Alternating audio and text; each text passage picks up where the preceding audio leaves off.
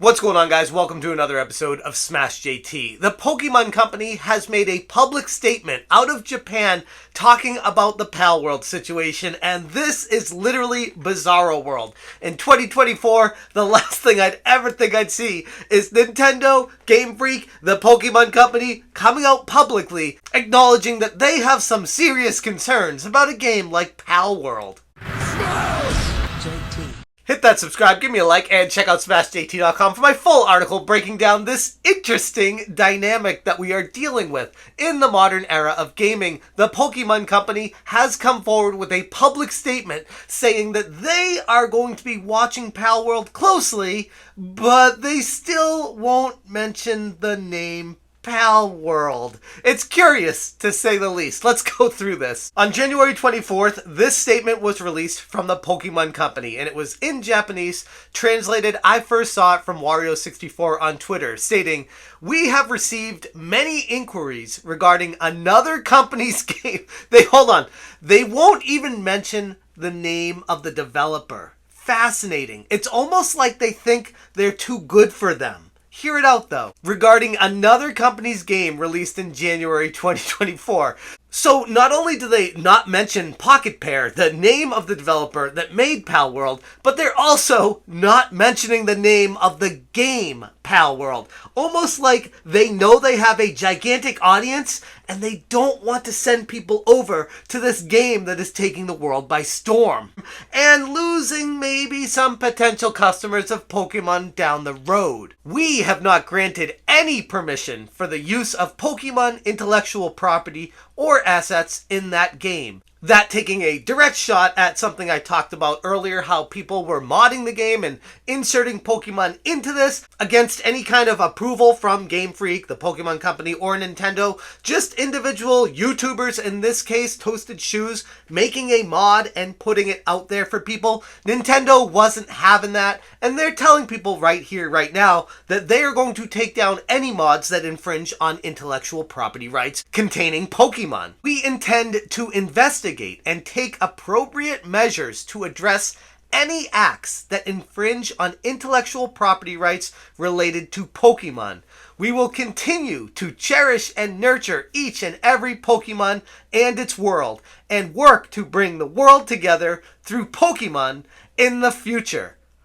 Holy hell, the Pokemon Company is running scared. You cannot read that last line and not think, yeah, they know exactly what's happening right now, and they're trying their best to squash it right now, right here, before it grows any bigger and becomes something more popular than what Pokemon became in the first place. And yeah, I know, that's a ridiculous statement to say right now, but all things have a start and a growth, and sometimes they sputter out and turn into nothing. Other times, they turn into a company like the Pokemon Company. And that's exactly what the Pokemon Company is concerned about with a game that, we'll say, takes some liberties when it comes to creating the monsters in the world. And how many of them do look very similar to the style of monsters in Pokemon.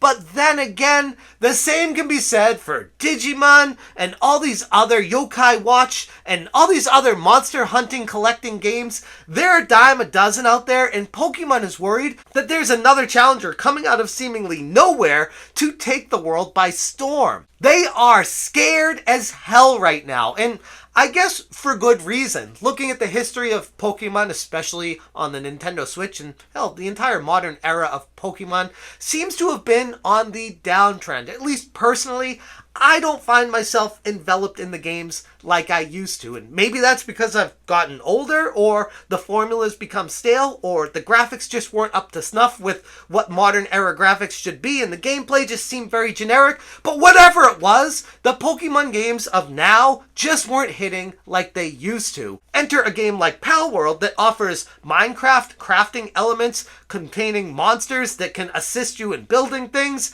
and an entire world to explore with a different narrative. It's something that obviously the Pokemon Company is very concerned about. Combine that with Palworld's unexpected surge, the popularity is nothing short of astonishing. Emerging seemingly out of nowhere, this game has climbed the sales chart with unprecedented velocity, capturing the imaginations of gamers worldwide. Its success can be attributed to the unique blend of gameplay, innovative features, and perhaps the touch of nostalgia that resonates deeply with fans of creature collection games like Pokemon, because it's doing things that the fans have been begging Game Freak, have been begging Nintendo, have been begging the Pokemon Company to do. And Nintendo has been saying the whole time, no, we're going to do what we want to do because we're Nintendo. We create the fun experience for you, and you will eat whatever we put in front of you. And people, the gamers, are saying, no, I'm not down with that. You're not listening to what we want in the game.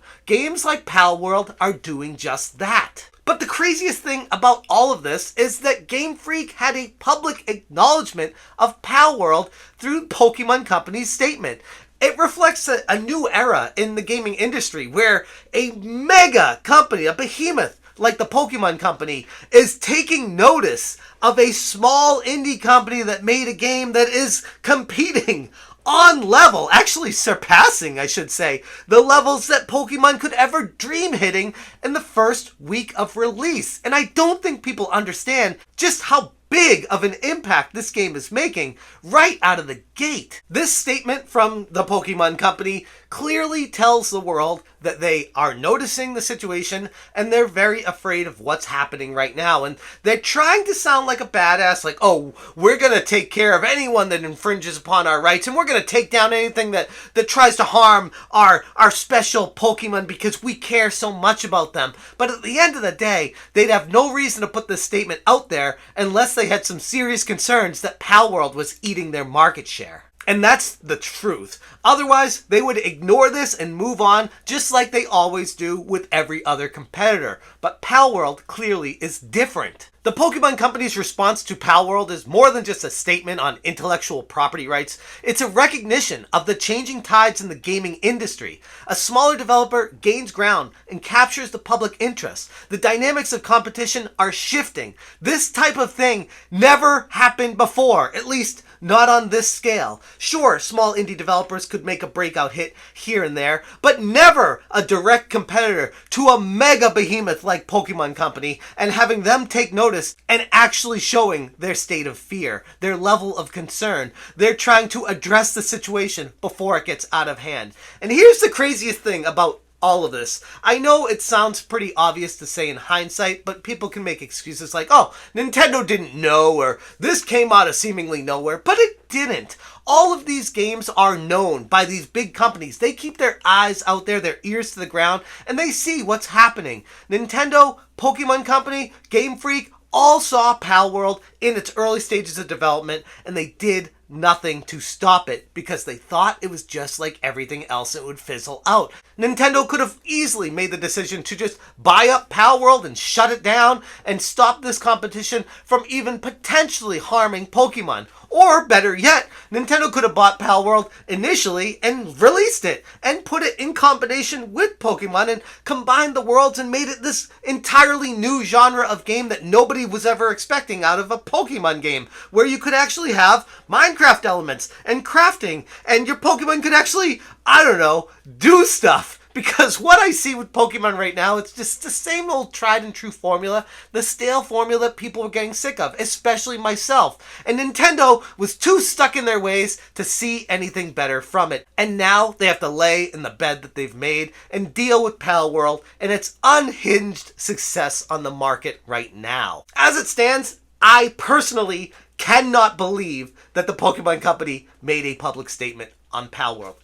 I can't. I know people are going to be like, oh, it's so obvious. Of course they are. It's everyone's talking about it. They have to. No, they don't. This is them admitting defeat by acknowledging a small indie company that is out there eating their lunch. The Pokemon Company is saying, yeah, we screwed up. We could have bought this company and shut it down day one if we wanted to, but we didn't see them as competition because nobody is better than Pokemon. And Palworld is showing that it's not Pokemon that's special. It's the fun in the game at the end of the day that gamers care about. And ultimately, That's all that matters. I'm going to leave it there. If you want more information, check out smashjt.com. In the description, I will link this article below. Thank you so much for watching, and as always, you stay smashing. Smash J.